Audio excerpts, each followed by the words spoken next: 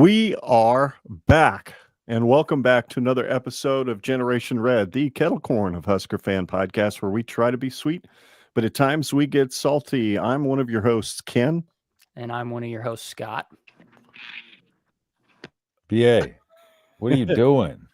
This whole thing is screwing me up, man. I'll just go ahead and take BA's spot for him. I am Justin, and that is Coach BA. His hand. That's his hand. Yeah. He's probably having to deal with, wireless audio is always fun. Yeah. You're using the Coach BA is coming at us via potato cam / Motorola phone from like 1998. He's using Starlink from the moon. That's what it looks like. Starlink from the moon. That's a good one. I appreciate that very, very much. Geez Louise, guys, it's been a while. It's been since March, since I think last time BA and Justin and I talked. I know Scott probably, if I remember right, we were talking about it earlier before you guys showed up. He hasn't really been a part of what we've done since after the bowl game. So it's been a long time. A lot has happened in all four of our lives since then. So before we get into our main topic, which is the 12 people that we think in the program between players and coaches need to step up big in 2025 in order for Nebraska to have that hopefully typical third year double-digit win season, right? So we'll talk about that here in a little bit. But first, what's new with you guys? And apparently we're only going to talk about three of us at this point. Gosh, I feel for him. Poor guy. He's working on it. And 4:45 in the morning is awfully early for any of us to get up, much less have to go and coach for 10 hours. So God bless him. Hopefully he drops back in real quick. We'll start with you, Justin. I know you've had a lot of stuff just kind of pop up and jump into your life, or you've pursued a lot of things that you weren't necessarily pursuing before when we were podcasting earlier this last year. Yeah. So kind of what I did is, I built up, established the channel to a pretty good degree, and then BA's work on stuff. I like how he talks about third person. But from the show perspective.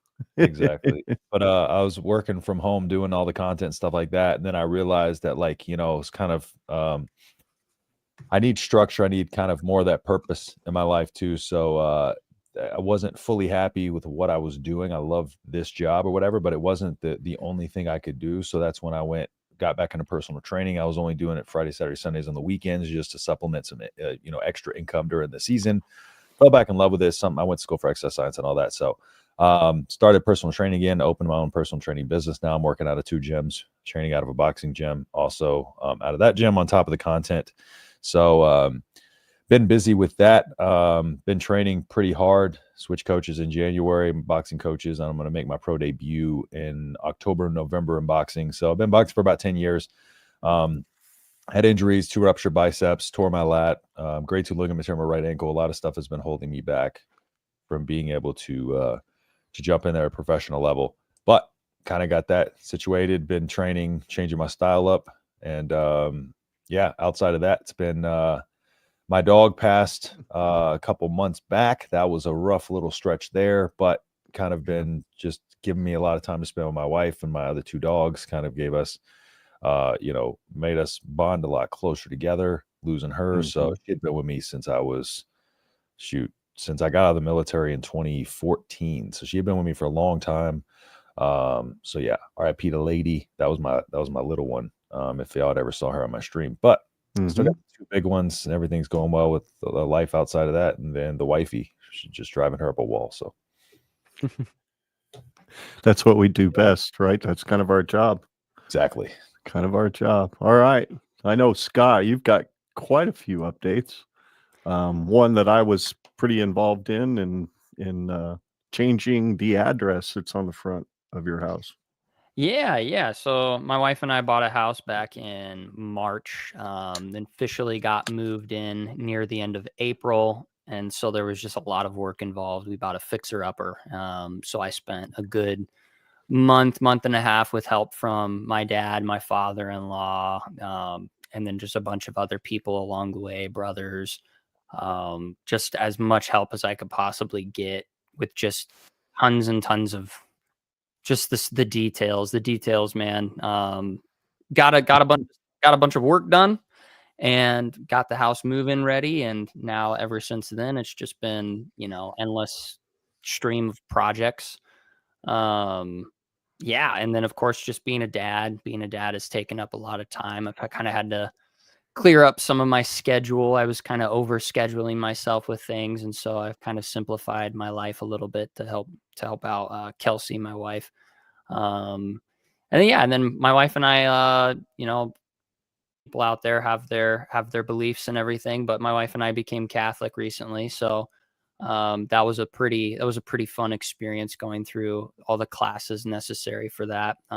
So any fellow Catholics out there, hello, I'm new, give me a little bit of grace, but yeah, so just few of those things. And yeah, life's been pretty good. Life's been steady. Simplifying life has been good. But I'm ready to get back into the swing of things with this podcast and talking about Husker football and just really re-immersing myself, because I've been completely disconnected from everything, which has been pretty easy considering that the football program has kind of gone on the DL. They keep things a little bit more under wrap as of late. So hasn't really been much to talk about anyway, as far as I'm aware of. But yeah, it feels good to be back and be with the boys. And yeah, so that's pretty much it, I think. Sounds about right. I can't think of anything else. So let's see here. For me, just kind of when we got to the end of March and the last time that I think Justin, you and I and Coach did a show, I was burning out. I was just kind of tired of the YouTube game, trying to figure out how to get the show out there, how to search engine optimize, how to do all the things you needed to do to get things out there for people to find. And besides just the typical 20 or 30 people who watch us, which, wow, we've got 25 viewers so far, 23 from Twitter/X and 3 on YouTube. Thank you guys for watching tonight. We really appreciate it. Anyway, so yeah, I was kind of burnt out. And then we started experiencing some things at a church that we were going to that were a little unsettling. And we figured it was time to kind of switch up where we were going to do church as well. So we've took us on a long road over the last 3 months to find a place that we really feel comfortable in. So we did that. And then in the process of all of that, I got involved with my friend Steve, who's also the godfather of Scott's son, probably my best friend. I'd consider him my best friend. Got me involved with his leadership training program called the Fire Forged Leader Blueprint. And as a result of that, I went through kind of this 90-day challenge where we had to do something bold and different with how we took care of ourselves physically. Also do something bold and different with how we worked, how our minds would process every day, good mental exercises, things like that every day. And then also take care of the spirit, take care of the faith side of your life and do something different than you've normally done, something a little more bold. So over the course of that 90 days, I have found a passion for lifting weights that I never had before. It's something I've absolutely never done in my life. I basically weigh the same as I did 90 days ago. The difference is I'm not as mushy. So it's kind of cool. You're sitting there talking earlier before we started, Justin, about doing your best to take muscle away so that you can get under 200 pounds. And I'm like, God almighty, send some of it my way. I'm working so freaking hard just to add a few pounds of muscle to match the few pounds of weight I'm losing. The midsection is definitely not as bloaty as it was. I just, everything about my life, I'd have a different outlook than I did before. Work's a little bit different now. I look at it from a completely different perspective.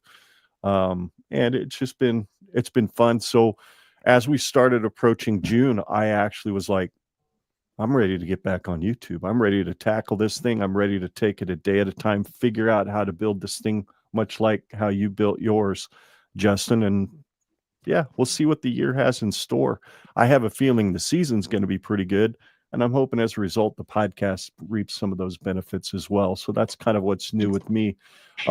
Coach, Hello, can you the guys hear floor me? is yours. Okay. Yes, we can hear you. Go for it. Let All us right, know what's been going on in your life. I mean, I know most everybody knows. You kind of announced it the last time we podcasted, Right.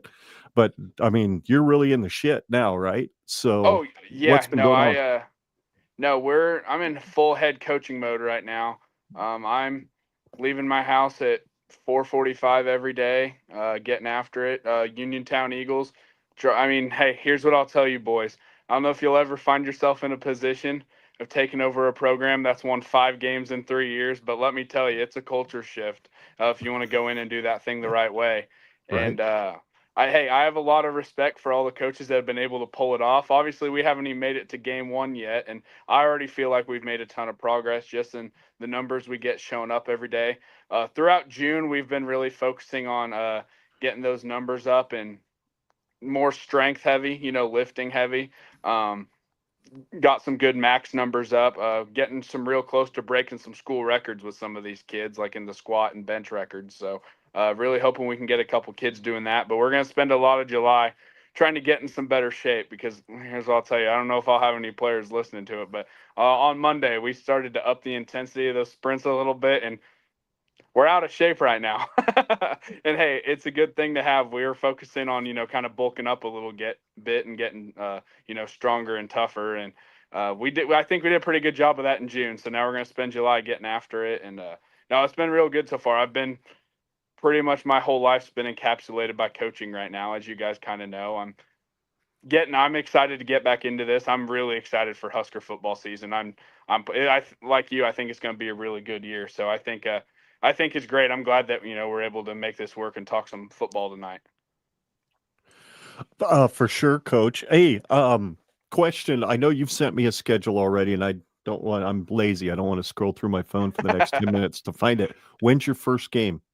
And where? First game is, I believe, September 5th. It is a home game against Blue Stem High School. It was a real tight game last year. Hopefully, we got a lot of key pieces coming back. So hopefully with that and a little bit of a culture shift, we can come out here and should be a good game. It was 16-6 last year is what that final score ended up being. So hopefully we can turn that couple close losses into some W's.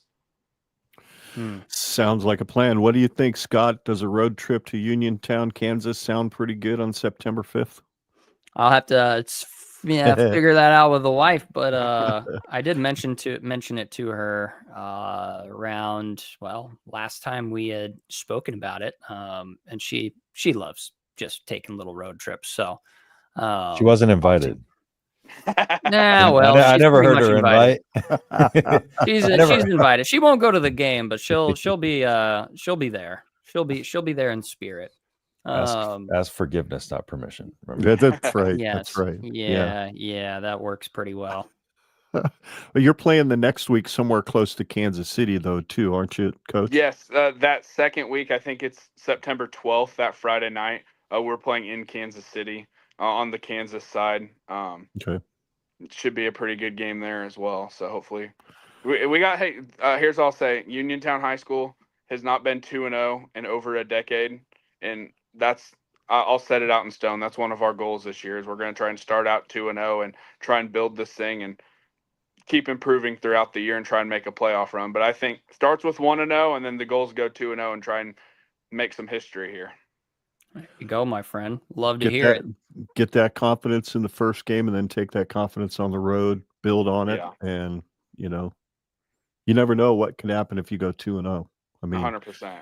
So that's awesome, dude. If I can't make it to Uniontown, I will definitely put it on. It's already on my calendar. September 12th is on my calendar. Yeah. It says Coach BA is coaching in Kansas City. So I'll do my best to get to one of the two, if not both. So hey, I appreciate that. Yep, not a problem. And I promise I won't ask to be on the sideline or be given a whistle. Okay. I promise.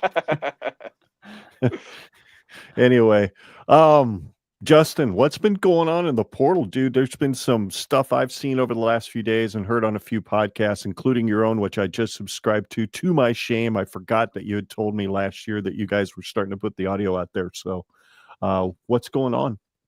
Yeah, in terms of the portal, like and recruiting, there's a lot of movement going on and stuff like that. CJ Bruno, who was a defensive back who recently decommitted, we saw that. Just kind of give the high level overview of that. It was a surprise decommitment. However, Nebraska was able to circle back. We knew Danny Odom was going to be visiting this past weekend, so Nebraska was able to circle back and put a good visit for Danny Odom, and they landed him. Danny Odom is a very, very high quality defensive back.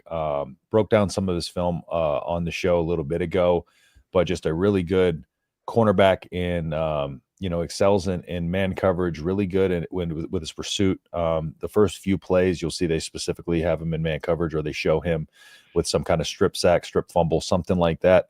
But just a 6'2", long rangy guy who has the ability to kind of be able to put a hand on you. He's a little handsy, but doesn't grab. So he's really good with the wrist lock on double moves to be able to kind of keep his hands there and keep the defender within his reach. Doesn't panic. Good at mirroring the defensive back movements and stuff like that. So he never really panics on double moves. Always has a base about him. Doesn't seem to overrun. He's always in a good position to make a play on the ball. And when he's not, he doesn't really panic and draw a penalty. But like I say, he's really good at that, that wrist lock technique, and really good with using his hands to be able to, kind of jostle a defender around, but do it legally. So, a lot of good.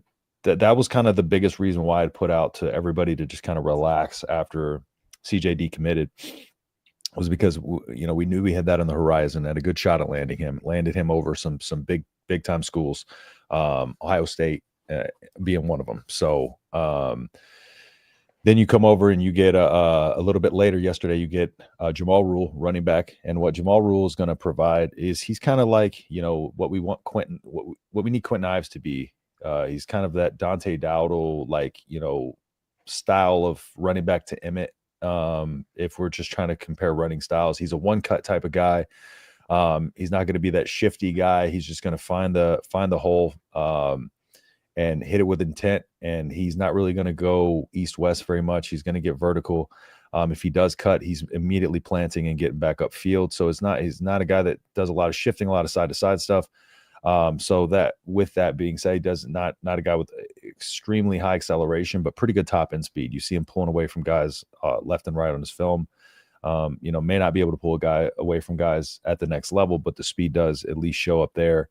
But is going to be a guy that you want the ball in his hands in short yardage situations, to be able to go and kind of just, fight for some extra yards, be a guy that's going to get in there and just try to dive in there and make sure he gets you forward, going forward, and not sideline to sideline. So outside of that, we got some big kind of offensive tackles, Claude Mapuma, Kelvin Obo. Those are a couple of guys that we're looking at for offensive tackle.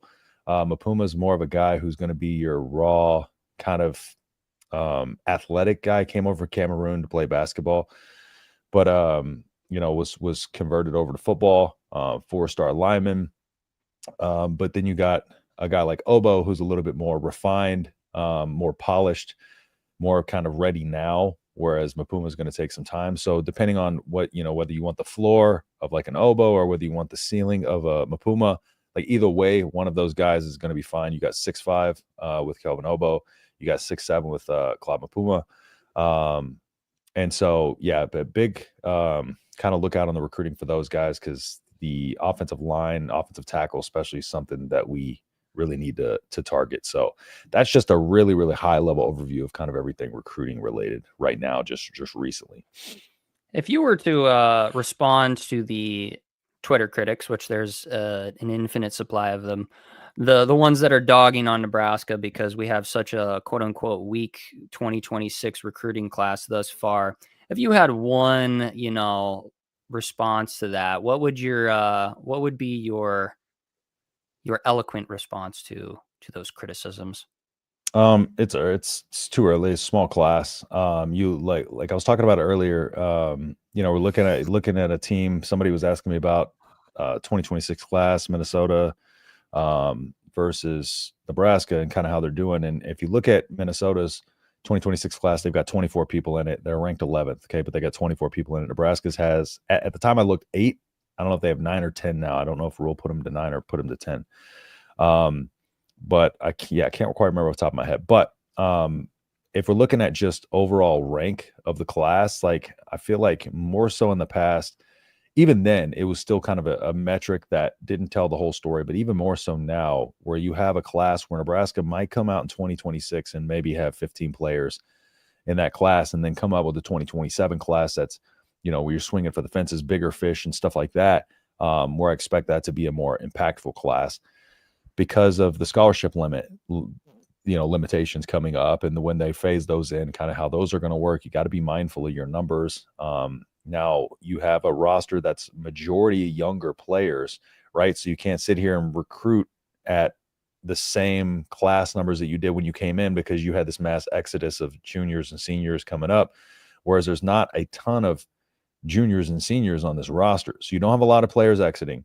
You can't bring a ton of players in. It's kind of minding that gap right now. So I just think like if we are paying attention to like recruiting rankings and stuff like that, pay more attention to the per star ranking, like per recruit ranking versus the totality of kind of the rankings and the overall consensus. But kind of the way I put on the show right before I hopped on here is it's more so like fit right now. We're looking for, and I think Ken kind of alluded to this too, but you're looking for, Nebraska is going to value a guy who fits what they're missing more than another team. And that, for instance, like a Jamal Rule. Let's say Nebraska did not have that style running back, which they don't. They have a Quentin Ives, who's, upperclassman, but hasn't really had a lot of opportunity. And so you have Nebraska needing a running back who's going to be able to come in and be like that kind of hammer, And so like, whereas a team that already has that hammer on their roster may value him less. And so like fit is very important too. And trying to find the nuance of like what Nebraska is looking for. Okay, well, we need interior defensive linemen. We need this, that, and the third. If we have, an interior defensive lineman that fits kind of our 4-3 or our 3-3-5 or whatever, that's the type of things that we need to look for. More schematic fit, not just kind of like, overall stars. Here's what player we're getting. Now that is important, but it's a combination of that. And are we getting our first option, second option, or are we getting our third, fourth, fifth option, right? At that position, right? If we're settling for fourth, fifth place and going with, we're missing on our top guys, then we should worry. But right now, that's not necessarily the case. Do you see any guys upcoming in the next, if you're crystal balling over the next few weeks, are there some more interior linemen on either side of the ball that you could see popping into this class to complete it? It's hard to say right now. I think we'll see, we're coming into a dead period. So I think we'll see a little bit more kind of coming out of this. I forget when the exact dead period dates are, but I think we'll start to see a little bit more right now. It's just kind of a lot of those guys I mentioned. But I think it's a slow burn in this class. I think we're going to start to kind of see some stuff happen as the season comes along too, some flips and things like that. So I think it's kind of they're not being super aggressive right now, and we talked about this before as well. Not being super aggressive right now, and I think it's just kind of they're targeting like your big guys, like your Obos and Pumas and stuff like that, and they're kind of just letting everything else kind of play out. So Okay. it remains to be seen kind of how they attack that. Sounds good. You guys have any other questions for where Justin's at on the recruiting in the portal? Any big targets in the portal that you know of? No, we'll talk about portal season more probably around, I don't know, when we get close to season, even if, but right now it's been full bore recruiting. Okay. So. Sounds like a plan. Hey, I just wanted to remind everybody, I know I had put that scroll up. Our merch is available. The cool thing is we now have the new logo available on some merch. The one that's up at the top corner of the screen there. I'll just show you the screen here real quick of what they've got available. Just a few items. I'm going to see if they can do a few others. They got a sweatshirt, a hoodie, and a t-shirt with that new logo on it. So, which I think looks pretty sharp. But of course, the old school stuff's always going to be available because that's who we were to begin with. So, there we go. That's that. That's right. I'm gonna need to get me a new one. Yeah, I got to get one. Yep. So time to have some fun now. Let's talk about our topic, which is the 12. I gave the guys an assignment. We each were to pick out one assistant coach, one offensive player, and one defensive player that we each thought needed to step up big in 2025 to bring that hopeful to 10 to 11 win season, which would be nice. I think 8 and 9 is certainly something that is acceptable to most in Husker Nation, but dang it, Rule's got a track record, and that track record has a lot of guys in the midst of it that stepped up big. People that developed, got better and better and better, and then contributed in a big way.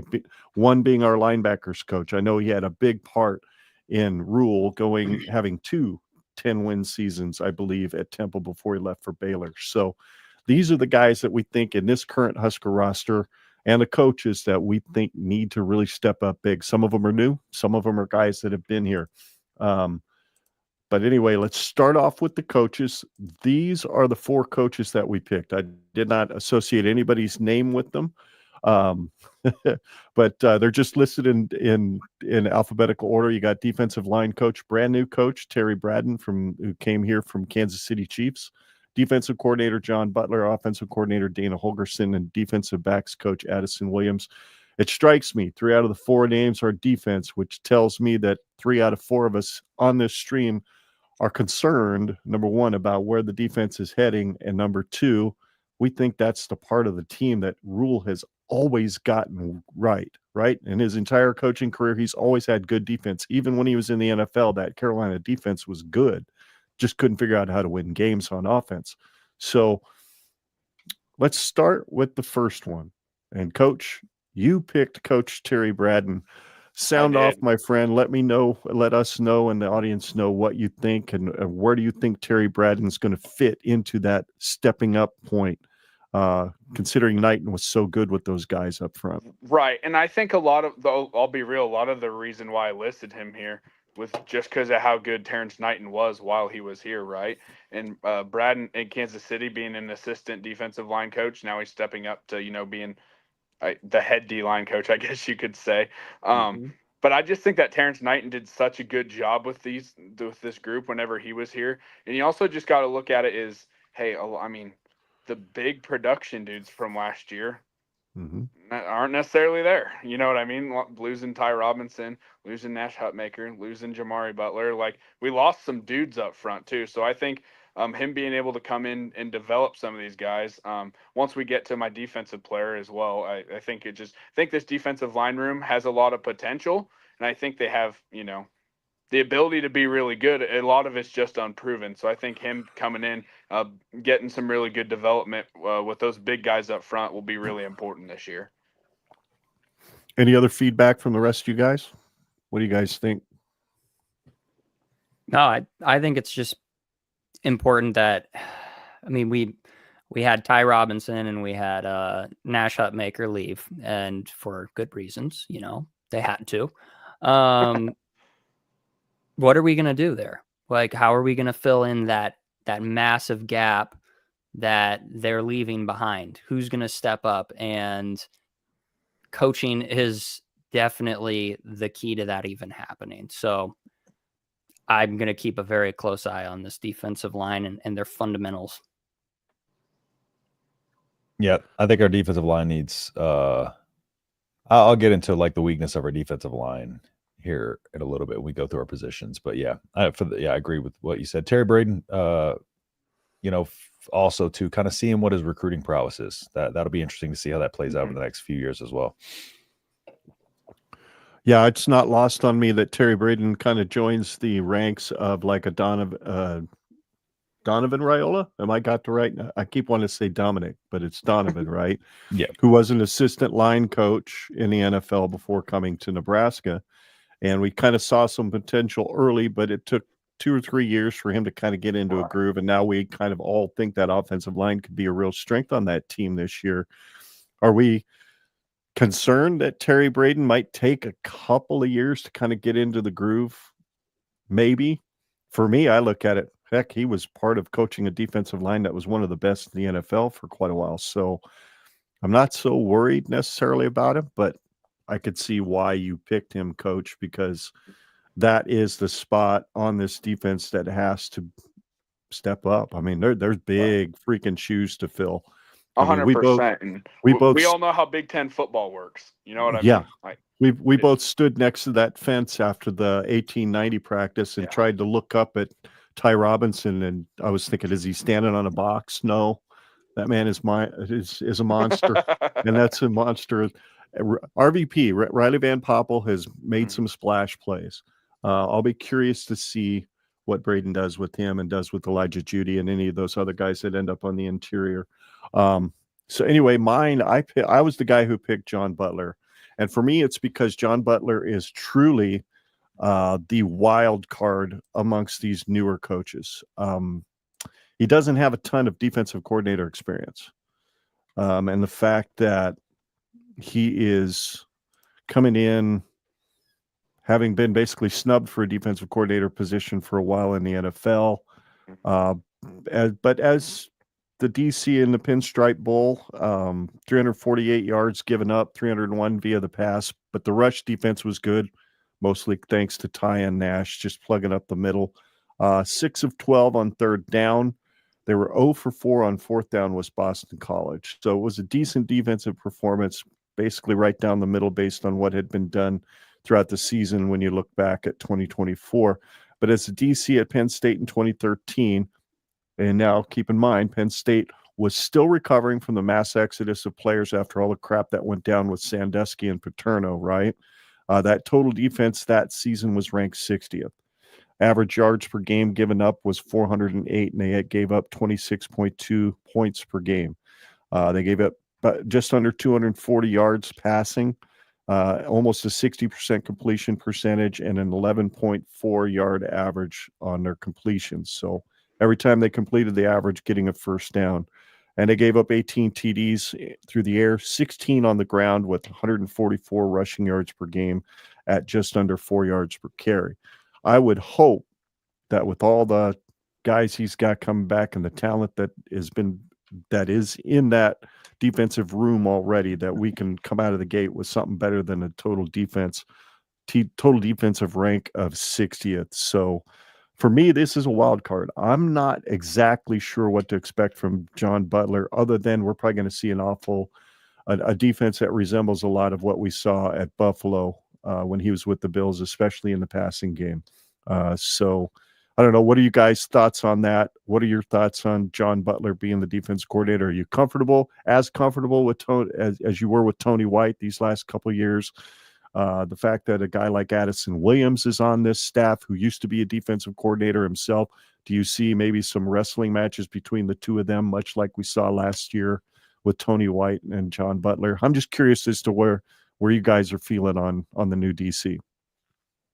I'll give my take when I get to my pick, because it kind of blends with that. I got you. No, I'll say I agree with you. It's kind of a wild card. I have been, I guess, somewhat open. Whether it's been on this show or, the BA Coaches Show or just other podcast appearances I made. I wasn't originally 100% sold on the DC hire, right? I'm not saying it can't work out. I mean, I obviously hope it does, and I think it has the potential to. Don't get me wrong. I just, off the top of my head, I'm thinking of where we're at, the big leap that we hope to have, the caliber of defensive coordinator that we just had leave. I mean, he's putting up some really good defenses for a reason. Just someone who hadn't been a defensive coordinator in at this point, I think it's been like over a decade. You know what I mean? Of just gives me some hesitation. Now, with that being said, I think it has the potential. I think we have some amazing defensive position coaches. I think our position coaches on the defensive side are outstanding. Like, I legitimately think that. So I think it has the potential, but I do think it's a wild card. I don't know what we're going to get. I do think that, like you said in the past game stuff, I think we're going to get a lot of the stuff that Rule has been saying he was wanting to do more of, and that we saw some last year. So I'm hoping that having more of a clear defensive vision can help out some of that secondary stuff. Because a lot of the defensive coverage stuff we were running last year was kind of, I don't want to say the exact opposite, but it wasn't what Tony White had been previously running, if that makes some sense. There was some scheme shift there. So maybe, having a defensive coordinator now who's comfortable and ran that sort of coverage scheme before could help out. But no, I agree. It's kind of a wild card there. Yeah, I think overall, when I look at this defense this year, I think that and I don't mean this negatively, but it's going to come off as negatively. I think we take a step back this year as a defense, and for good reasons, because we're building on something new now. We have a bunch of new guys. We have seniors that left that were a huge identity to our defense. And then we had our defensive coordinator also leave. And now we're getting a semi-new system. We got new guys. And all of this does truly fall on John Butler's shoulders. What are we going to see out of him this year? I don't know. Like you guys said, I think a perfect description is it's a wild card type of situation. There's really nothing that we can really look at that we can go, well, no matter what, this should work out. Like it's kind of up in the air, and it's going to be up to John Butler to really gel the guys and have a scheme that is dependable. How that looks like, I have zero idea. But I mean, just looking at it as a layperson, I can already see that our defense is probably going to take a step back this year. I don't know if it's going to necessarily reflect in the stats, because I think our defense was better last year than the stats necessarily exemplified, but it was still it was a weird year last year. And so I think we're going to get more or less the same. It's going to be a weird year. I have a feeling we're going to definitely have a lot more headaches when we're watching games when it comes to our defense this year than I think we're going to have with our offense. That's, I guess, my takeaway. And that does fall on John Butler's shoulders ultimately. I think I feel completely different than y'all about the defense, but I'll dive into that too. Cool. Bit. Well, we'll get to that in just a couple minutes. Scott, since you kind of talked about the offense, we'll jump into your pick, which is Dana Holgorsen at offensive coordinator. Take it away. Yeah. So last year, what we really witnessed with our offense was there wasn't really like, you can look at our stats and they're very mid. Like they're very, like, you can't point to our stats at individual stats and be like, dang, if it wasn't for this guy, aside from Dylan Raiola, what is our offense? Our offense was really trying to gel last year. I mean, Dana came in, he simplified things. We had a very simple system, very fundamental, but that's not Dana's MO. His MO is, a lot crazier than what we saw. And so what are we going to see this year? What is the identity of our offense going to look like this year? And I have a feeling it's going to look pretty good. I mean, we got some key players we got Dylan looking healthy. He doesn't look like a freshman anymore. His body is developed. We've got guys like Dane Key coming in. We've got, Emmett Johnson healthy and ready to just throw down. I mean, there's going to be some fun stuff with our offense this year that we could see hints of last year. And we could see what Dana was kind of setting the foundation for. And so what are we going to see the fruit? Like, what are the fruits of that labor going to look like? And it's going to be up to Dana to really orchestrate that and make it happen. And I'm absolutely stoked. I mean, obviously our offense has a high ceiling. We do. We have a really high ceiling, and Dana sees it. We all see it. I mean, yes, everybody dogs on Nebraska for having, T.M. Mahomes. But Dylan's a dude, man. He's a dog. He's an absolute dog. And so what is Dana going to do with that? Are we going to be able to see the fruits of that? And I think we do. I mean, I can't really get into the X's and O's because I'm not an X's and O's guy. I'm not like a complete football guru, but just as just an average Joe kind of guy, Dana's a guy. He's a dude. He's a man of the people. So let's go. Let's see what happens. Does anybody else have any opinions on Dana that you can maybe expand on for me and, build off of that, I guess, or criticize. Does anybody have criticisms? No, I think you laid that out pretty well. I'll just say I'm also very excited to see just like what a full off season looks like under Dana Holgorsen. He came in and he kind of kept a lot of the same concepts that were, going to be some similar to him, to some of the things he likes at the end of last year. I think we see a lot of those concepts kind of carry over, but just having a full off season instead of, hey, you're here 1 week and, oh, hey, you're calling plays now. You know what I mean? I think it'll be good to have a full off season of him being able to implement, some of the things he likes, because I'm sure we'll see some new wrinkles and stuff that we didn't see at the end of last year. I can almost guarantee you that. But I'm really excited about Dana Holgorsen. He's actually one of my favorite coaches in football in general, and I could have told you that before he got to Nebraska. You know what I mean? But that's me. I'm an air raid guy. So, but no, I'm really excited for him. How much air raid do you think we're going to see? I mean, we keep hearing that he didn't really change much of what He Who Shall Not Be Named was doing, other than he simplified it, put it on a sheet of paper so he could call a game and not have to use a computer to search for a play or whatever the hell it was that was taking Satterfield so damn long to call something in a UCLA game. Not that I'm still dealing with PTSD or anything, but that was miserable. We were there. That was just miserable. Do we see a lot of air raid, do you think? So it would depend on, in my opinion, it would depend on what you, I guess, classify as, I guess, air raid. If you're talking like a lot of the air raid concepts, like some mesh, rail routes, some wheel routes, some quick passing game stuff, then I'd say we for sure see that. But I don't even necessarily see a world where we're going to throw the ball, 50 times a game. That's kind of just one of the misconceptions about the air raid, is that means you're going to throw the ball all the time. That was a Mike Leach thing. That wasn't an air raid system overall type of thing. You know what I mean? But I definitely think we'll see a lot of air raid concepts in there with a lot of the quick passing game stuff, and just, hopefully get some Y crosses in there. That'd be real good to be able to use a tight end down the field a little bit more. I think that would all be really good. So I do expect to see a little bit more of that, I think.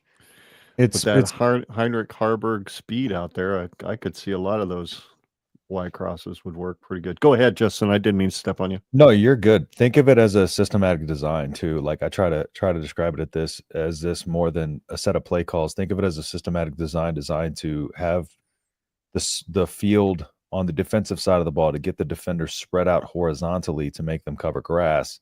And then when you get them spread out horizontally, that means you can open the run game up. Wider splits between your offensive linemen allows, bigger run paths. And so it's kind of playing the run and pass off of each other, especially more so in modern times. It used to be the short pass was an element of the run game, and it's kind of become more so. It still is to an extent. It's part of that rhythm building, but it's more so about taking what the defense gives you early, setting up that deep ball and then vice versa, maybe coming out and opening up that deep part of the field, set up the underneath to set up the run, to set up this, and it's just kind of them rotating through. And it's just kind of putting the defense where you want them. But in the air raid, in its essence, it was more so just very heavy pass. But I talked about it before. You look at previous offenses at West Virginia, and he averaged over 200 yards a game on the ground in 2016 at West Virginia, I believe. So using a lot of the same concepts, but he was just running the ball more because you had to. It's more, I think he's had numerous 1,000-yard rushers throughout his career, even when he was throwing the ball all the time, because that part of the field was so wide open too. So I have no doubt that we're going to see a lot of those concepts that work so well in the bowl game. Those rail routes, like you said, that was enjoyable to watch Emmett have as good a game as he's had in a Husker uniform with Dana calling plays over those last 4 games. We'll go ahead and move forward from there. Scott, I love the choice. I'm big on Dana too. Absolutely. I've always liked him, kind of like the mad scientist.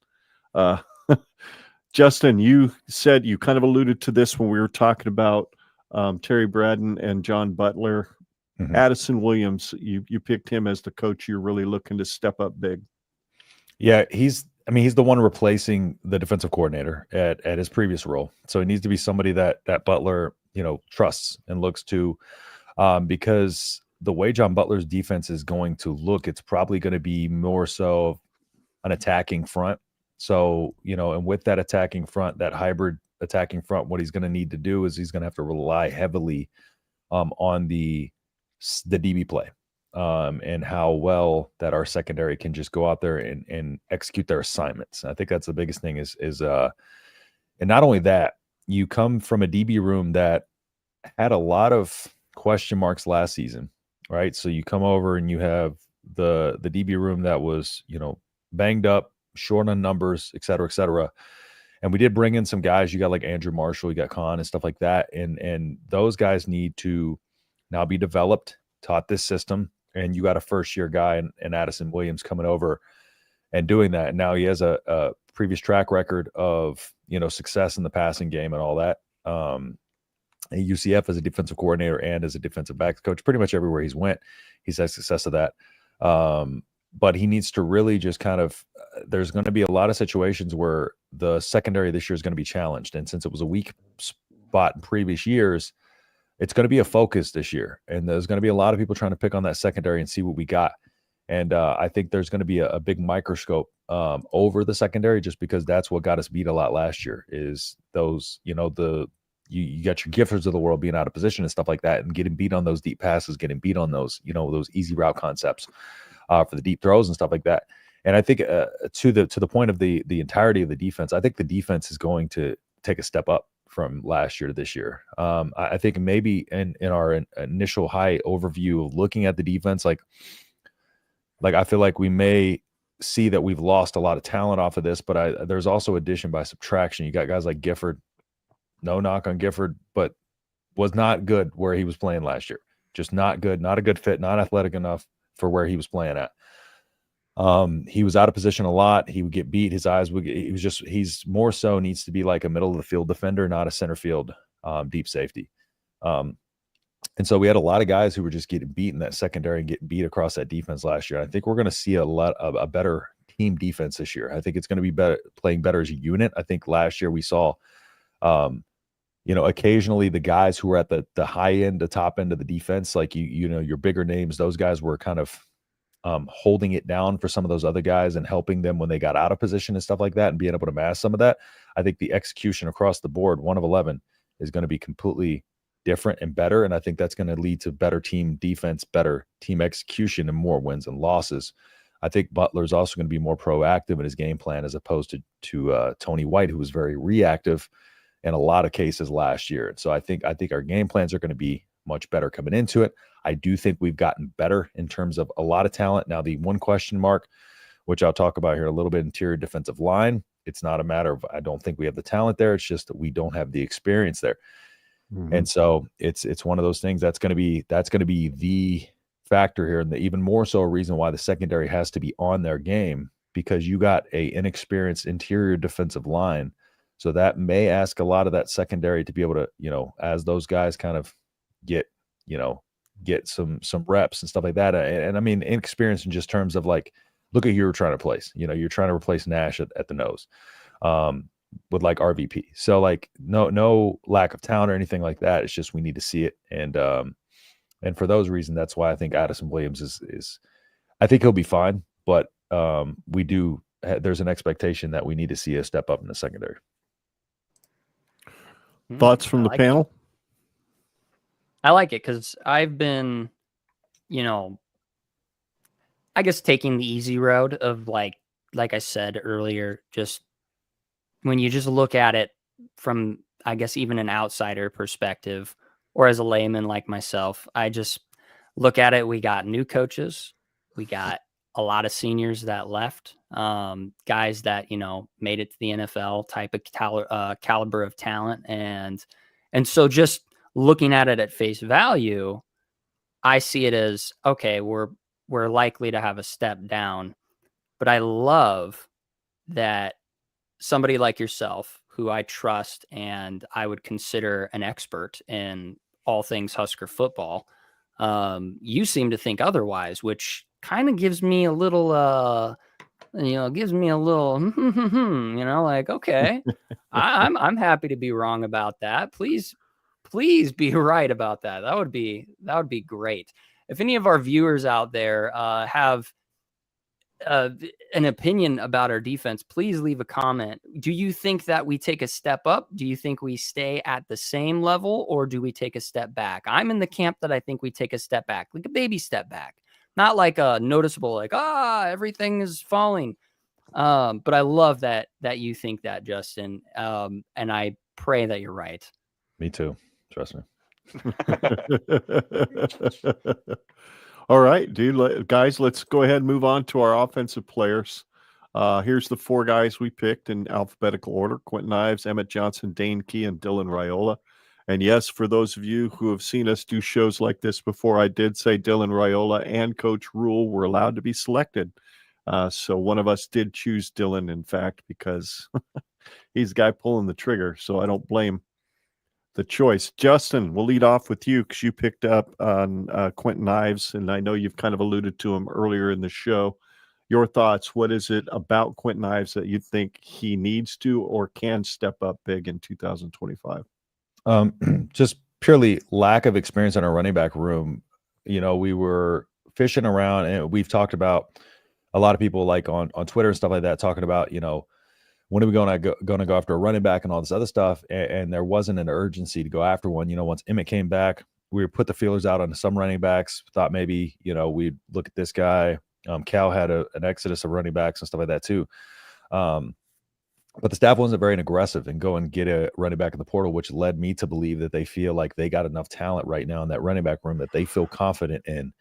And Quentin Ives, you know, my co-host on the Voice of College Football, Brian, was kind of the opposite of me. He was very much like, you know, he's only got this X amount of yards and or 7 carries, something like that in this many years, stuff like that. But my thing was he wasn't given an opportunity to. And you got to understand at the same time as well, Ives also was on an offense where we're talking about, you know, we can't sit here and hold it against Ives that he didn't have a lot of production when you look at just how limited Emmett Johnson's production was when he had Satterfield as the OC, you know, or they couldn't figure out how to do the running back rotation to make sense to be able to unlock Emmett. So what do you think the same thing was happening to Quentin? Or what about if Quentin was good enough to see the field and just wasn't because we had an incompetent OC? So like we can use those things against, you know, on one side of the thing, but then we don't use it to talk about a guy like Quentin who hasn't gotten the opportunity, but yet we sit there and don't look at the full picture of it.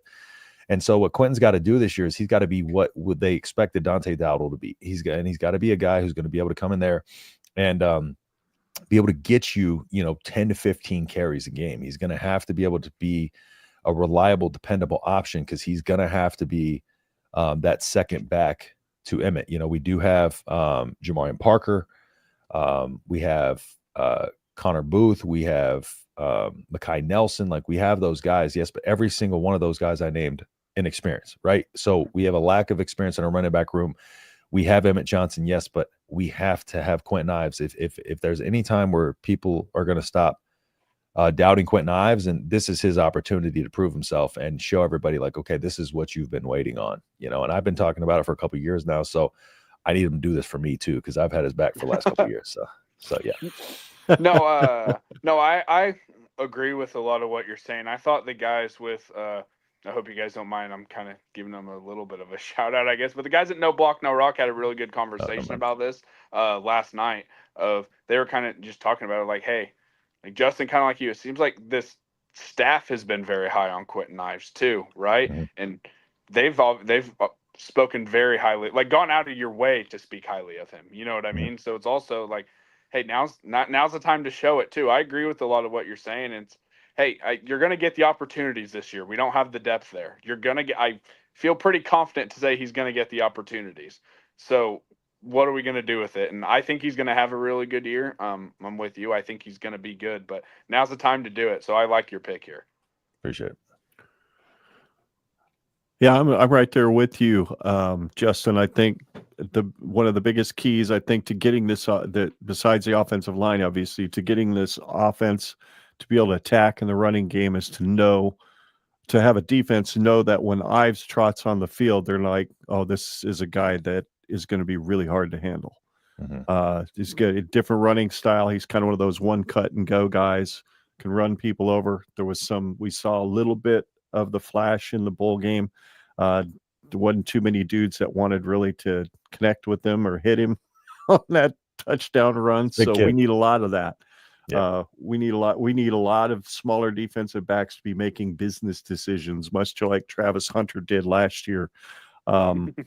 So I'm looking for Quentin to be big too this year. I think you're dead on 10 to 15 carries because Dana's going to want to get Emmett 15 to 20, and there's going to come a game or two where Quentin's going to be the guy because Emmett might have to be out for a quarter or two with the get dinged up or whatever. So it's just the Big Ten. You need a couple of big dudes that can step up. And like you said, that lack of experience, whether it's because he wasn't ready or because incompetence wouldn't let him, or the best back that we had in the room on the field last year is it's a concern. So we'll see what happens. Guys, anybody else have any comment on that? Thanks again to the 176 people, 178 now, who are watching us tonight.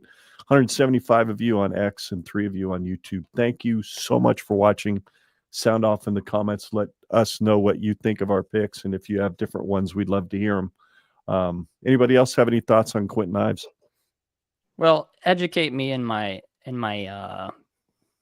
my dim bulb that I've got floating around in my head, knocking around a few brain cells.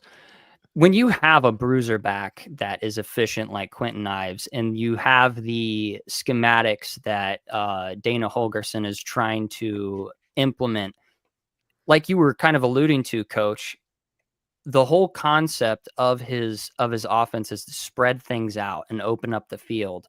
And I believe you were talking about this, Justin. So when you have a bruiser back that is your reliable go-to, we can just give him the ball. He can head up a crease and just bruiser back his way down the field. Doesn't that bring guys in, and that opens up our pass game a little bit if you have an effective bruiser back?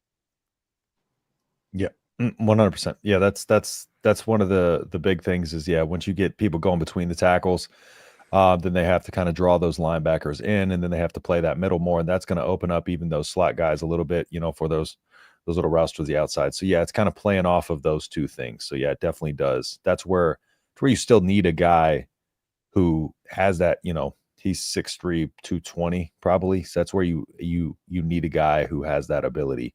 And then Emmett can do a little bit of everything. So it's not like when he comes on the field, you're like, okay, they're running the ball, down the middle or whatever.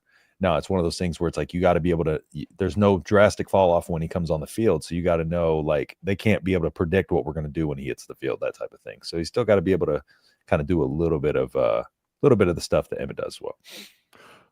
Walter E. Donnelly III, or B. Donnelly, excuse me, Walter, is asking if Mekhi Nelson's our fastest running back. Do you know? Might be. I don't know off the top of my head, but he might be. I actually got video from Mekhi's dad of him playing quarterback too. So. All righty.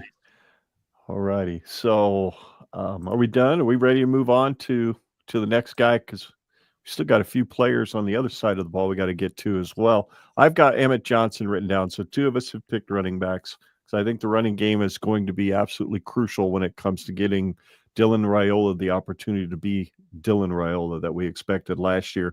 Even though he did set a passing record for freshmen last year, even exceeding Adrian Martinez true freshman year. So that was great. Running back Emmett Johnson, I think, the guy dang near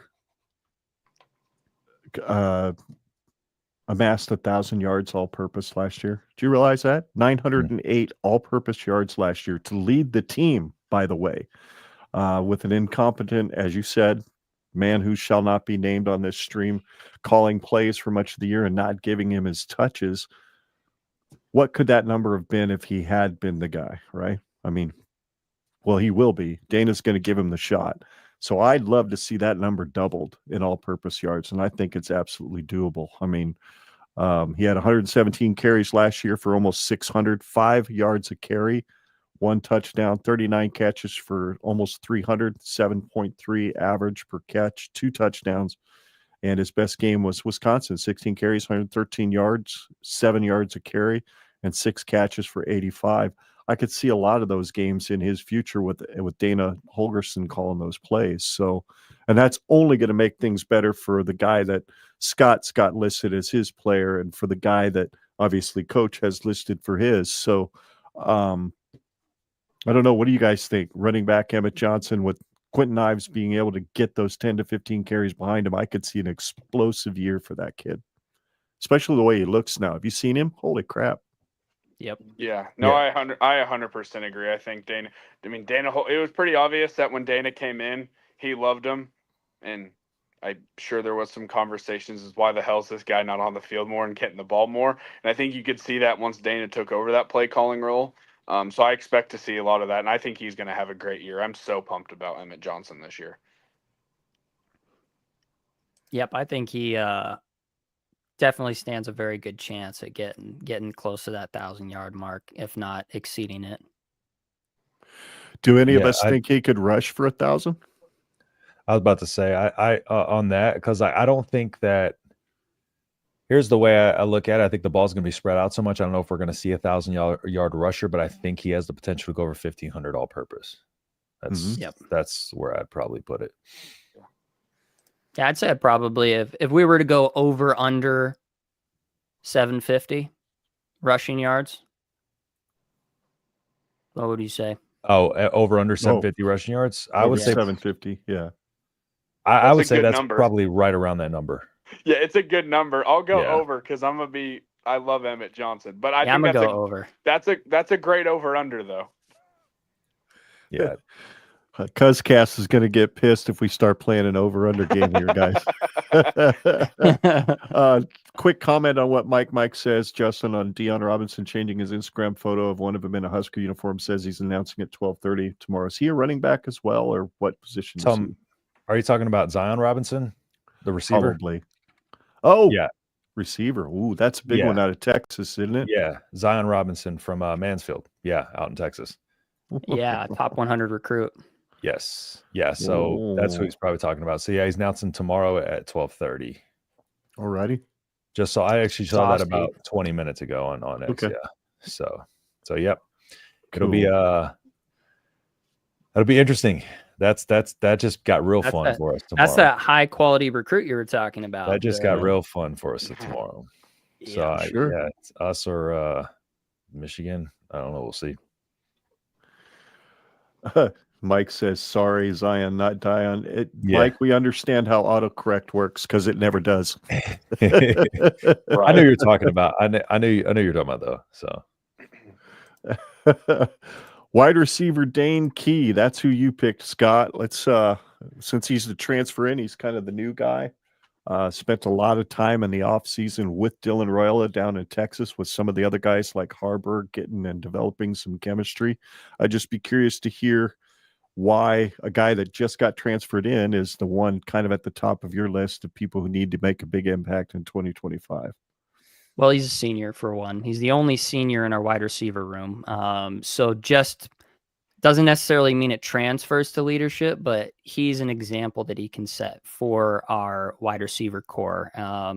And I think he's got the potential to be like a Trey Palmer and just have an absolutely explosive season. He's that go-to guy that Dylan can constantly, YOLO ball. He's open somewhere. I don't necessarily want that to be the case, but if it had to be, all right, whatever. If he's like a Trey Palmer, I'll extend my forgivenesses for that. But you've got like a Ja'Cory Barney who is he's gonna be a guy. You've got a lot of other guys in our wide receiver core, but there's a reason why everybody's talking about Dane Key and why he was such a topic, a viral topic of discussion within, the Husker realm of things. And then you get Dekel Shorts, the wide receivers coach, coming in with him. It's like, with this, it just seems like the writing's on the wall, and he's got to do something. Our wide receivers have got to give Dylan a break. We need to get open. We need to get our timing right, and having them run the routes so that Dylan can know that they are there and have the timing right is going to be huge. And I think having a senior like Dane, where you can look at his, stats are stats. They're weird. But you can look at his stats. You look at his stats from 2022 all the way up to 2024, and there is a notable progression every single year. Last year he had 715 receiving yards. Can we get that up into the 800s? I think so. Mm-hmm. And when you get a guy getting 800 receiving yards, I mean, you compare that to our 2024 leader of Jamal Banks with only 587. That's huge, man. That's an explosive play per game. Well, that's not explosive play per game, but you know what I mean. Yeah, Dane Key. Like, I think he could be the, I guess, Trey Palmer of the 2025 season, where he's the go-to guy. And yeah, we've got some dogs on our wide receiver core, but point to me to anybody else that you can say, like, definitively is more of a go-to guy than Dane Key. I think Dane Key is the go-to guy this year. Thoughts, boys? My dogs are all around me right now. You're good. Hey, they are symbolically representing my point right now. I love Dane Key. Dogs. Dane Key has the potential to be a first-round draft pick. Yeah, he's going to be that receiver, the do-it-all receiver. Whereas Trey Palmer, too, was a lot of, go out deep, burner type of receiver. Dane Key's that guy who's going to be able to, on a 3rd and 4 against, one of the top defensive backs in the country, he's going to be able to go out there and get you separation on a play and make it. He's going to be the guy who you go to not only on 3rd down, you go to on 1st down to make sure that you're getting the ball moving forward. Like, he is going to be the biggest cog to this wheel of this offense outside of the quarterback position. But Dane Key is going to be the thing that glues this offense together. Where he goes, this offense goes. No, I 100% agree. I don't really even have a ton to add. I think you guys both just laid that out so good. I 100% think we're going to go as far as Dylan and Dane Key take us for sure.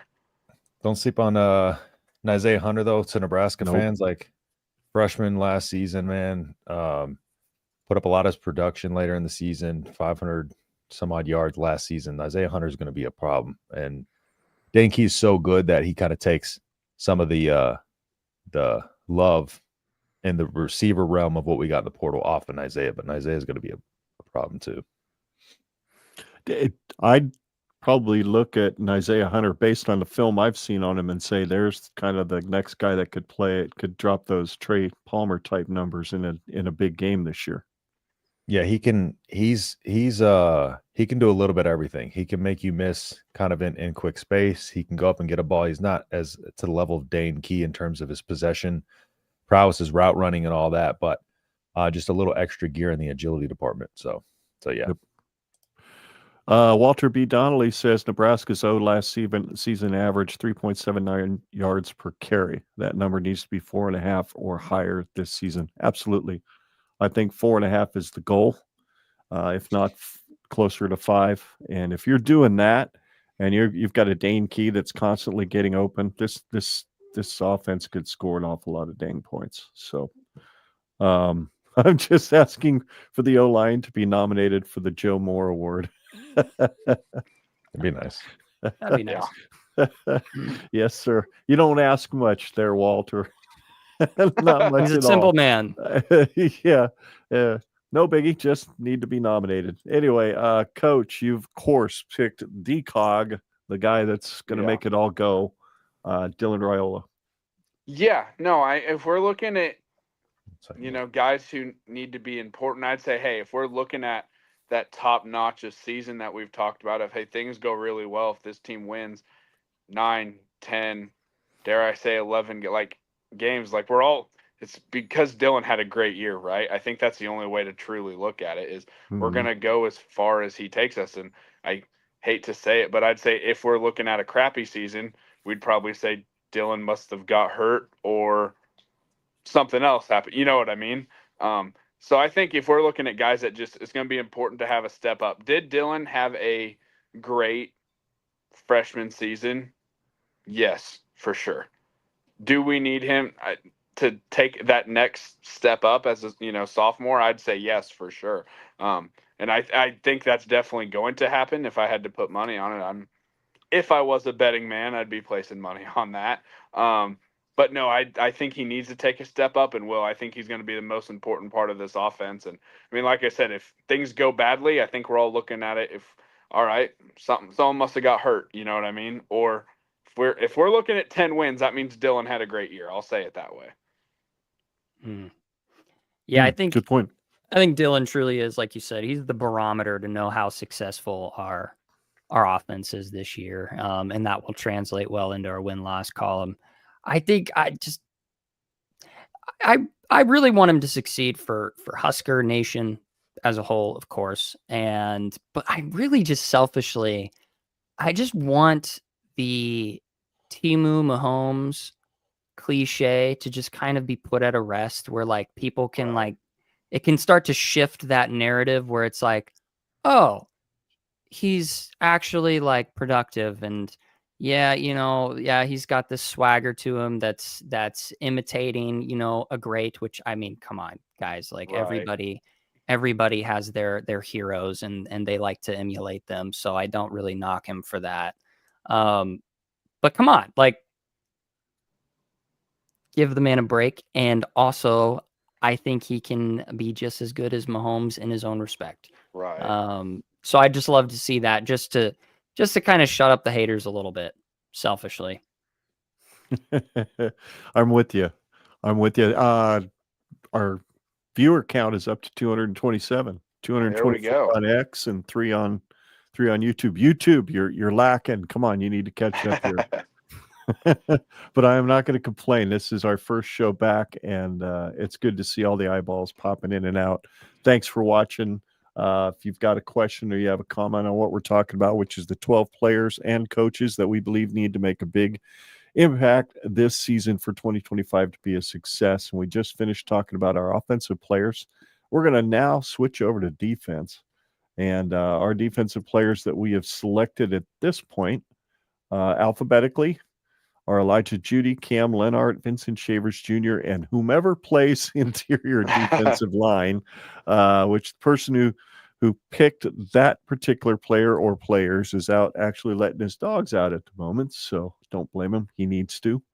They were getting a little antsy. So we'll start with Elijah Judy. And Coach, of course, you picked him. So yeah, I mean, hey, I honestly can keep it pretty simple because there's kind of right along those same lines of who I picked for my coach here of, hey, we got some big shoes to fill in the defensive line. Elijah Judy is a guy who it seems like a lot of our coaches have talked about as kind of stepping up to be a little bit of a leader.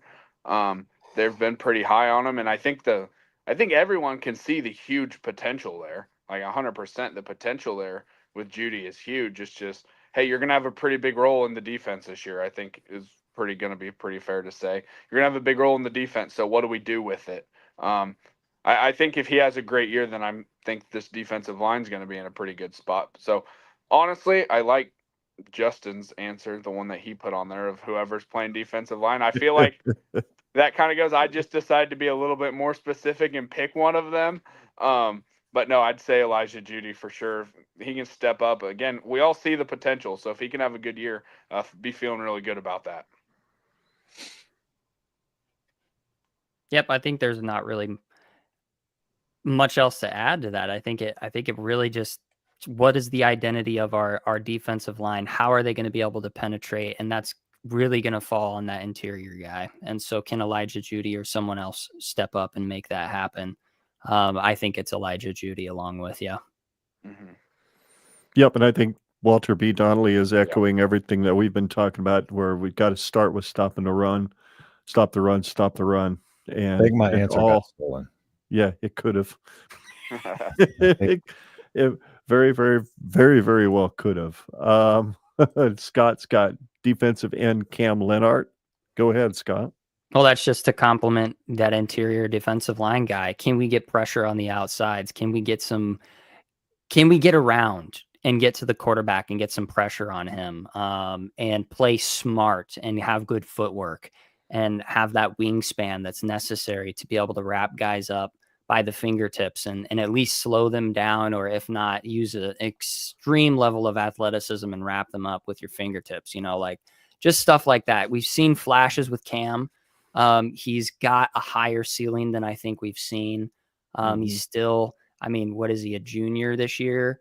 Yeah, he's a junior this year. So what can we see that next step forward to those upperclassmen levels of play, that junior and senior year, where we really see guys get into their higher echelons of productivity?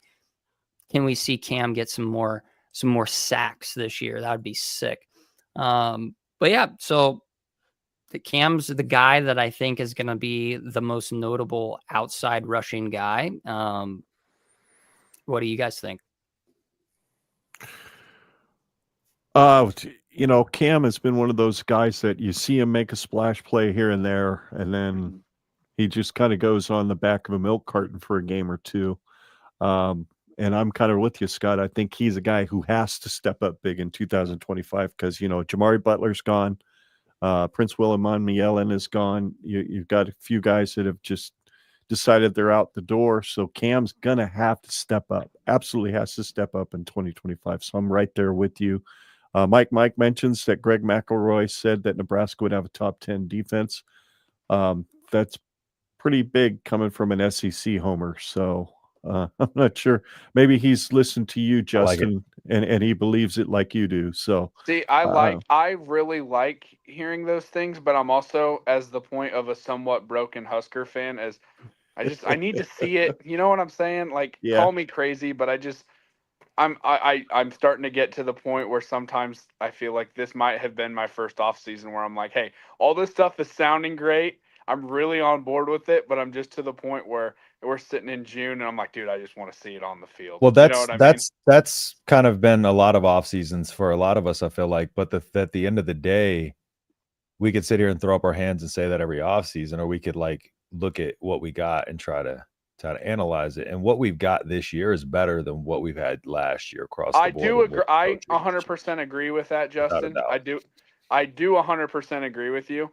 I also, just from me personally, I remember feeling good about everything last year, and I trust me, I'm older than you. I've been feeling that way many times more than you. Yeah, right. Yep. So no, I 100% agree. But at the end of the day, saying. we could say it about any. We said every single season about the offense, defense, every single position too. So, but at the end of the day, we got to look at what's in front of us. Yeah. And for me, the next guy that's up in front of us that I think needs to make a huge step, and I think he does, because he made a huge step up in his performance level between the regular season and the bowl game. He had his best game in the bowl game with John Butler as his defensive coordinator. The dude had 25 tackles last year, 2.5 tackles for loss, 1 sack, 1 forced fumble. He was the Pro Football Focus's highest graded true freshman linebacker in 2024. Best game, obviously, with John Butler as DC was a Pinstripe Bowl. Career highs in tackles, 6 tackles for loss for 2 and 1 sack. So most of his big time stats came in that bowl game. So along with that forced fumble. So for me, not only do I think Vincent Shavers Jr. has to step up big in 2025, I think he earns that black shirt. I think he keeps that single digit, and I think he becomes, going into his junior season, that next guy that we mentioned in the same breath with guys like, I don't know, Levante, guys like Barrett Rude, dudes that are just tackling machines, and they shoot gaps and they find the ball carrier or the receiver or the tight end coming out of the backfield, and they just stone them. That's the way he's got bad intentions when he arrives at somebody who's carrying the ball. And I love linebackers like that. Yeah. Hard to argue that one. Yeah. I will go out and say this. I can say with pretty big confidence that Vincent Shavers Jr. is my favorite player on the defense this year. The way he came in last year, just seeing a true freshman built like him, the way he was built for a linebacker was just insane. Now you take that with, hey, you see how much he improved throughout the entire year. Like you said, having a great bowl game too. Just how he got better throughout the year. And man, now he's going to have a full off season in this thing. Another year of getting bigger, faster, stronger, getting comfortable in this new scheme again. And man, he's one I'm looking out for. I think he's going to be my favorite player for sure this year. I'm got my eyes on him. Yeah, I agree with that. Mine's, I agree with that. Yeah. I think he looked so good last year as a freshman. I know we had high hopes for him before the season, just because he was such an outstanding recruit, and we just heard lots of good things about him in the preseason. But just actually seeing it on the field was just so rewarding. What kind of step up can he make this year? You know, like kind of what we were to go along with the theme of like, man, I just want to see it. Gosh, there's that little bird in my ear that's just chirping, saying like, we can't have nice things. Right.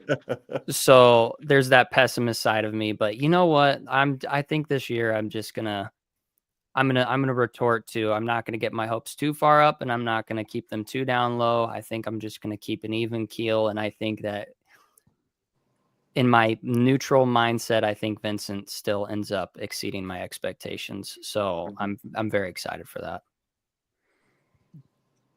Yeah, I think it's down to him or Dason McCullough that are ultimately the MVP of the defense. All right, Justin.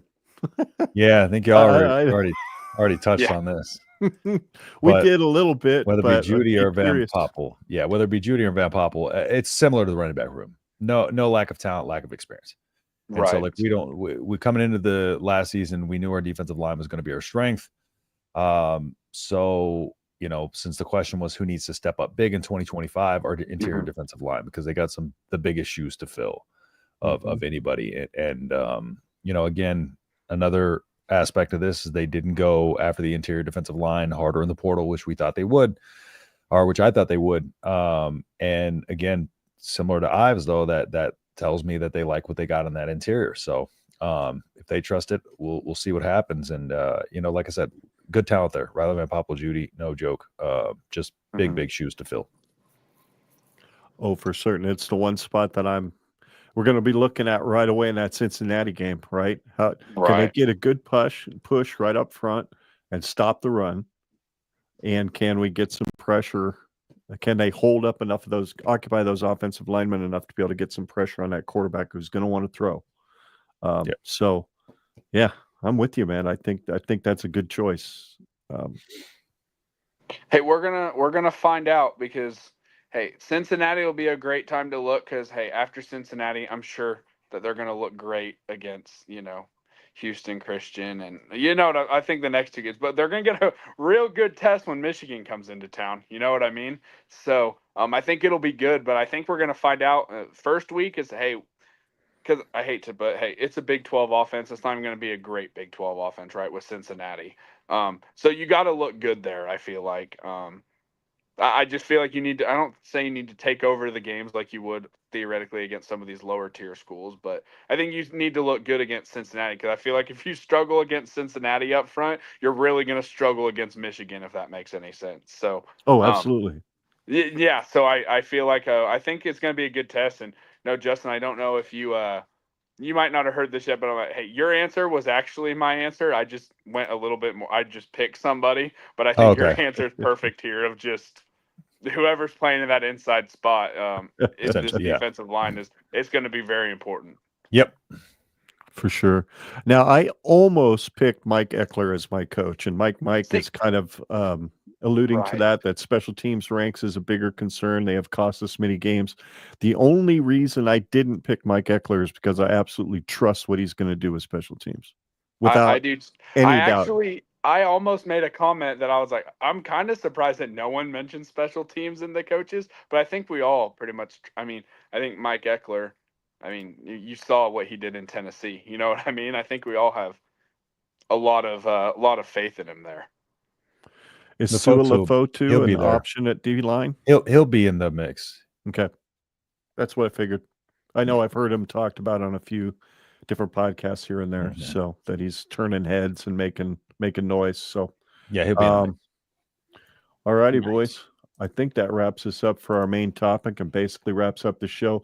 Holy crap, it's been too freaking long. I am so glad that we got to sit down and we got to talk some Husker football. I'm really excited to see where your boxing career goes. Where are you going to be having your first fight, Justin? Is it going to be in Arizona, Texas? Where are you going to be fighting? It was probably it's either going to be out here in Phoenix or in at Tennessee in Nashville. So, but we're trying to make it out here at least, so it's easier for me. Don't have to travel and all that stuff. So, it might be out here at the Celebrity Theater we got. So, yeah, I'll definitely keep you updated. Been to many a concert at the Celebrity Theater back in the day. Yeah, that's where I'll most likely be fighting out of if it's here. Are they going to spin the stage so we don't have to? No, if they start spinning me in there, bro, I'm gonna get motion sickness. Hey, I know I had some technical difficulties at the first few minutes of this, so I missed a lot of it. But Justin, I did want to tell you that the videos that you've been posting, like, you can even see the improvement even from the videos a couple months ago. You know what I mean? Appreciate it. Hey, I'm obviously not as big into it as a guy like you, obviously, but I've been a huge fan of a lot of combat sports, and I've trained a little bit myself. Since I started doing that when I was about 16, 17-ish, started training and all that stuff. Again, not nearly as deep as what you've been into it, but I will say, so I'm a huge fan of that. So I love seeing, you post that stuff, and you can see just the huge improvement just over the last few months. So I just wanted to say that, hey, you can see you're getting after it. Thanks, man. I appreciate that. Yeah, it's not easy. It's a tough sport. It's a lot. It's tiring. Like, I'm tired today from training. It's like, but it is what it is. We enjoy it. But so I appreciate that. Thank you, man. All right, boys. So where can folks follow you, Justin, and get your recruiting info and all that good stuff? Yeah, you can follow me at _H Husker on X. You can also follow my co-host KC Brian or Brian Moore, KC Husker 24, I think it is. And yeah, I brought Brian on. He kind of took over more of the well, first off, Ken, kind of like you were saying, I was burnt the hell out. I was completely burnt out. I felt like my purpose wasn't in this, and I feel like this is a great thing for me to do. I love it. It's a great, hobby, but doing this as everything wasn't for me. And so, like, I'm glad you got the break you needed. I did the same. And so Brian is holding it down for me over there. In the meantime, me and him kind of both, we both focus on the recruiting naturally, but that's more of his focus. I do more of the film, the football side of things too. So we got a good thing going over there. So if y'all want to stay up to date on the latest recruiting, follow him over there, and you can follow me as well. But yeah, and then we got a Husker Gutter call-in show named by the fans, the Husker Gutter, on Thursdays that we do. So it's a great time over there. We always got some pretty good calls. Mike calls in on occasionally, so Mike's always good having him on. So yeah, you'll call in. We talk about whatever. It's a good time. We're gonna have Jamal Rule on this Thursday though. So very cool. Yeah, very cool. Very cool. Sweet. Speaking of boxing, who y'all got, Crawford or Canelo? Oh yeah, he asked me on my show earlier. I'll see. I don't know, man. First. Canelo's on the backside of his career, so is Terrence. I think it's I'm speaking Terrence. With my heart. I'm going Terrence Crawford. I'm speaking with my heart. If he stays away from Canelo's combinations, I think he's all right. But I don't know, man. Canelo hits hard. Canelo packs punch, man. It's I think the size is going to be the difference. But it's a toss up, dude. Like, honestly, that fight, like Canelo's size versus you got Terrence Crawford, who's great with both hands. Excellent switch hitter, good jab, good IQ, dude. It's gonna be a chess match in there. Great fight. Could be a career defining fight for both of them, really. I mean, Canelo's beat some dudes, but this is somebody he's not seen before at this kind of a talent level. And Bud needs it to kind of put a stamp on his resume. Yep. Right. Because Bud really hasn't fought anybody big either. No fault of his. It's just like the division he's in. He beat the crap out of Errol Spence, which was an insane performance. But he needs this to kind of put a stamp on his resume and be like, here's that name that if you can get the name Canelo Alvarez on that's huge. Yeah, for sure. Absolutely. How about you, Coach? Where can folks find you and all your exploits in the podcasting and coaching world? No, if you go follow me at the BA Coaches Show, I'll preach the same message of, hey, I was getting real burnt out, and that's why I was good at getting into the coaching thing. Hey, we're gonna have some podcasts coming back out on the BA Coaches Show. It's been a good thing, but Part of it was, I'll be real, I just needed a break from Husker Twitter. It just it weighs on my brain too much. And Yep. so, hey, I think it's been good. I've been less, hey, just focus on the things that really matter in life. I've, put a lot bigger focus on my mental health now. I've said it. Hey, I'm a head football coach now, and I felt there was some responsibility that came with that. And a lot of the messages I'm preaching to my players, I feel like I needed to take a bigger part of that as well. And part of that was my mental health, right? So I think that's all been really good of being able to put a focus on that. And yeah, so we're getting closer to football season, so we're gonna talk more Husker sports, man. That's awesome. Good to hear. Awesome. So glad to hear it. Scott, you? Yeah, you guys can follow me on Twitter, formerly known as Twitter, is now X, I guess, at Scott Genred Pod. I do plan on being a little bit more active. I've kind of, like Coach said, I had to kind of just get my life in order so that I could absorb the chaos that is, X. Yeah. And I've been on there now for quite a few months, and I haven't been posting anything hardly at all. It makes my day when you like a post, though. Yeah. Oh, you're so sweet. Yeah. So I'm gonna be kicking things back off there here pretty soon. Once the algorithm decides it wants to show me Husker stuff, so I just got to go out of my way and just go find Husker stuff and like it and comment on it so that it tells the algorithm that that's the stuff I want to see. So once I get that task done, you'll see more of my interactions with Husker fans. As big and as beautiful as they are, like Coach said, it can be kind of a headache. Lots of ego clashes. So be prepared for mine. My ego is returning with the with mute full button vengeance. has been my friend. Oh yeah. No doubt. Yeah. No doubt Yep, about you can it. follow me at Scott Genred Pod and join me for the fun.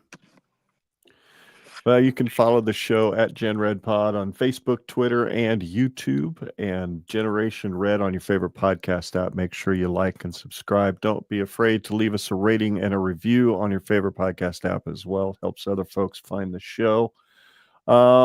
Scott, just real quick little note.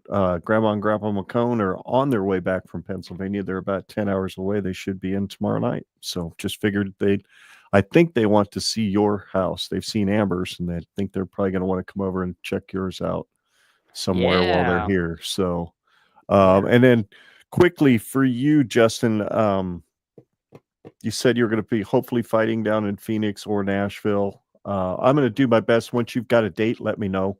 Yeah, I'm going to do my best to try to make it happen that I can get down there for that. That'd be awesome, man. And because I've never seen boxing live, and I'd love to do that. And just hope you don't get knocked the F out, Hey, if I do, it is what it is. I signed up for it. That's what I told my wife. That's what I told my wife. I said, hey, listen, I know what I signed up for. I'm going in there. I said, I'm either going to get knocked out or they're going to get knocked out. Something's going to happen, but either way, I'm going to have fun doing it. So don't worry about what you're watching. Yeah, one of my really good friends, he was a pro MMA fighter. He retired now, but he was a pro MMA fighter and did some professional boxing as well. And I'm telling you, I was more nervous for that, just pacing. And he's one of my good friends. I went to almost all of his fights, traveled all across the Midwest watching him. And I'd get more nervous for that than anything else. When you have someone you love and care about, you know what I mean? Yeah. She, yep. She's going to be more nervous than I am. And right. Like, yeah, that's what I told her, because I try to tell her, I'm like, I'm just having fun in there. Like, regardless win or lose, don't worry about whether I win, don't worry about lose. I'm having fun regardless. So like, but like with her, yeah, as soon as she sees me get hit, it's like she starts panicking. I'm like, her primal instincts are kicking in. Yeah, it's like, this shouldn't happen. This should not happen. My man is being attacked. Quick, do something manly if I get knocked out. Pull out some chest hair or something. Yeah, there you go. Well, guys, this has been an absolute blast. Thanks for coming on. Thanks for doing this exercise with me. Our next couple of shows we're planning in July is to do the over-under game with the Husker Podcast. All four of us are welcome to do that. I'll throw out some details here soon on that as far as the date and the time. When do you usually have to do on call, Scott? Are you usually on call a specific week every month? It's usually right now it's scheduled out every 10 weeks. So the Okay. next one that I've got is Labor Day weekend. Okay. So I'm still pretty far out. Okay. Well, we'll just try to make sure we work that out so you're not on call. So a couple of Tuesdays in July, we'll do the Husker Cuzcast over under game. And then we'll do our yearly Roulade versus reality show. And we'll pick the schedule. We'll do the schedule game. We'll pick the wins and losses based on a realistic point of view, quote unquote, or a Roulade point of view, which I think for this season, most all of us are probably going to have us 12-0. So maybe we don't need to bother with the Roulade. We'll just do the reality. But either way, it's a fun show to do, and we'll be doing that. And then we'll be into football season in August. So start It's right previewing around the the corner. Cincinnati game. And are you coming up for that, Justin, or are you staying down in AZ for Cincy? No, I'm gonna try to make it for the Michigan game is the one I'm looking at. Yeah. Okay. Well, I'm trying to. I know there's a package available, and I have been procrastinating. Hopefully, I can get a hold of some Michigan tickets myself. So, anyway, guys, thanks again for watching. On behalf of Justin, Coach, and Scott, my name is Ken. Together, we are Generation Red. We're here to remind you that there is no place like Nebraska, and Nebraska will eventually return to greatness. It's inevitable because in rule, We trust. We GA trust. trust. Yeah. Oh man, that's on me. That's on me, boys. I took your line. I tried to take your line. I'm sorry. Anyway, there's no place like Nebraska. We can't wait for the season to start. So we'll see y'all next week. Iowa's corn sucks more than replacing subfloor. Ooh. Speaking from experience. Oh, definitely. That was not a fun job. No. All right, boys. We'll see you next time.